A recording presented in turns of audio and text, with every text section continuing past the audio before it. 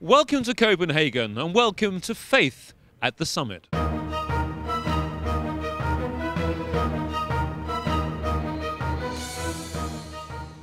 Today is demonstration day in Copenhagen. Thousands and thousands of people pouring into the city from all parts of Europe and beyond. And one of the very special visitors today is the Archbishop of Canterbury, Dr. Rowan Williams. How important is it for you personally to be here in this city this weekend?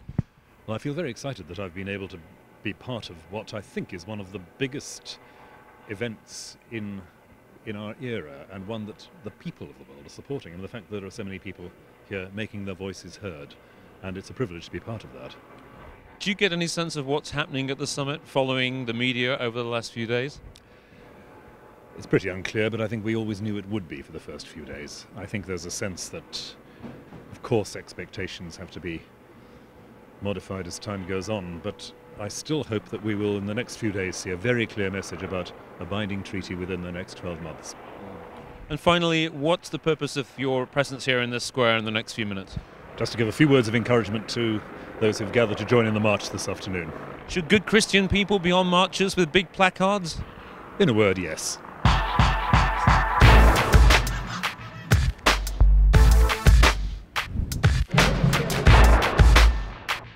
Of the world. It's a privilege to be with you today, and a privilege to be part of one of the most important events that we're likely to see in our lifetime.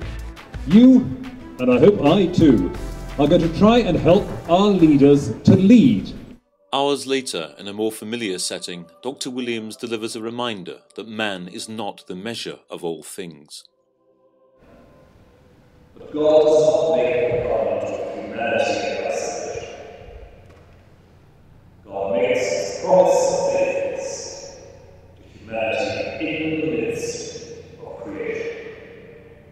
His words attract an international audience, including visitors from Canada.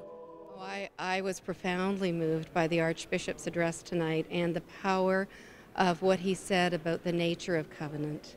I loved the way in which he described the covenant not only with Noah but with all the creatures. And the way forward in this, that we are to reflect, if you will, the best of covenantal understanding in the world, covenantal understanding of our relationship with one another, with God, and with the rest of creation.